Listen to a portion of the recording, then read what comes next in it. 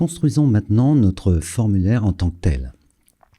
Nous allons ajouter une étiquette et l'élément interactif. L'étiquette d'un formulaire, c'est tout simplement la balise label, qui est une balise ouvrante et fermante.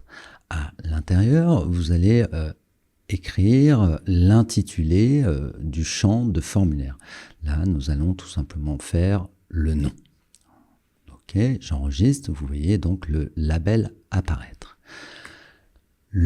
L'élément interactif qui nous permet de remplir le nom va être la balise de type input.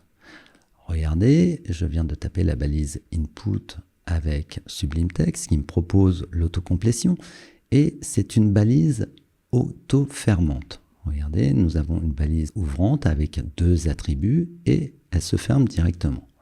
Si j'enregistre, vous constatez qu'elle apparaît ici, donc à côté du label « Non, je peux remplir mon nom ». Très bien, cela est fonctionnel. Nous remarquons également que le label et l'input se placent l'un à côté de l'autre. Donc au minima sont tous les deux des éléments inline.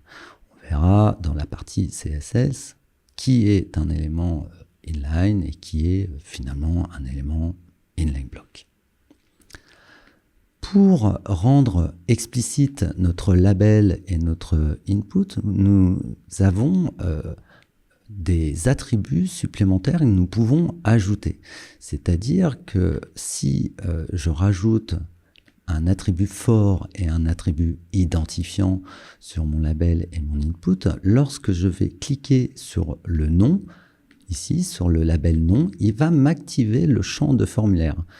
Donc là, c'est fortement intéressant d'associer le label et l'intitulé du champ donc, et notre champ de formulaire, car ça va nous éviter des clics à côté. Par exemple, si on est sur un téléphone mobile ou sur une tablette et que le formulaire n'est pas écrit très très grand avec une taille de police assez grande, si on clique par mégarde sur le nom, pop, ça va activer notre champ de formulaire et ça ouvrira donc le clavier virtuel de saisie et on accélère donc de ce fait la saisie du formulaire pour l'utilisateur.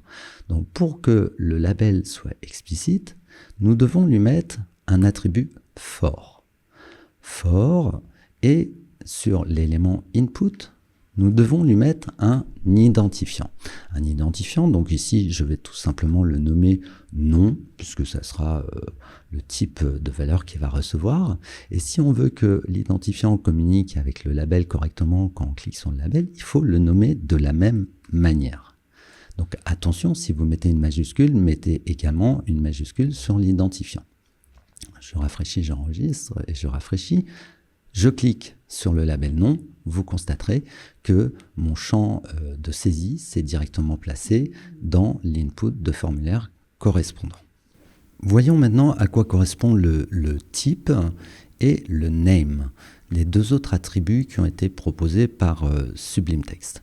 Le premier type de champ de formulaire que nous utilisons le plus couramment, c'est un champ de formulaire qui permet de saisir du texte donc sur une ligne. Donc nous allons rentrer le type égale texte. Puis nous avons l'attribut name. Name, c'est l'intitulé de la valeur qui va être renvoyée. C'est-à-dire que l'utilisateur, lorsqu'il va saisir son contenu, ici, s'il met mon nom de famille, mon nom, il va tout simplement remplir l'attribut value ici, mon nom. Tout simplement. Voilà ce qui va se passer directement dans le navigateur et c'est la valeur qui va être envoyée. Mais imaginez envoyer cette valeur toute seule. On ne saura pas à quoi elle correspond puisque l'input ne va pas aller chercher le contenu du label.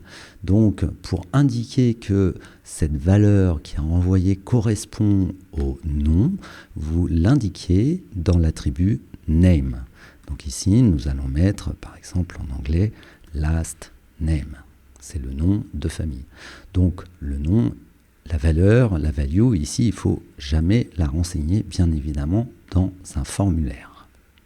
Les deux derniers attributs qui nous restent à ajouter sur la balise input et qu'elle peut recevoir sont le texte de remplacement, le texte d'aide à la saisie, ce qu'on appelle le placeholder. Le placeholder, par exemple, vous permet de renseigner une action pour l'utilisateur. Donc là, par exemple, je vais mettre veuillez saisir votre nom. Ce qui fait que ici, vous voyez apparaître un texte supplémentaire. C'est-à-dire la personne va cliquer et commencer à saisir son nom et le placeholder disparaît.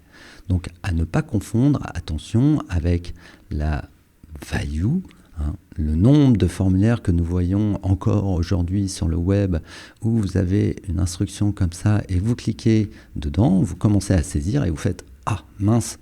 je suis obligé de tout effacer et de saisir correctement mon nom. Dans ces cas-là, c'est que la personne qui a préparé le formulaire, au lieu de mettre placeholder, a mis une valeur dans l'attribut value. Donc ici, attention, c'est placeholder. Le dernier attribut, c'est que si nous voulons rendre obligatoire la saisie du champ nom, nous pourrions très bien lui mettre un petit astérix, c'est-à-dire on pourrait très bien le mettre avec la balise sup d'ailleurs, avec un petit astérix ici, très bien. Bon là, on connaît tous ce symbole et on peut très bien mettre une légende à la fin de notre formulaire, veuillez saisir tous les champs qui ont une petite étoile, veuillez les renseigner, ils sont obligatoires.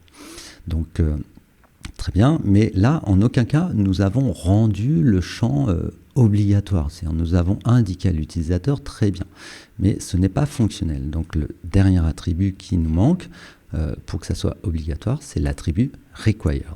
Donc attention, Sublime Text propose égal guillemets guillemets, mais cet attribut ne reçoit pas de valeur. Donc vous effacez le égal guillemets guillemets. Et là, quand on aura notre bouton valider ou envoyer, vous verrez que si nous ne remplissons rien, il nous demandera de renseigner ce champ.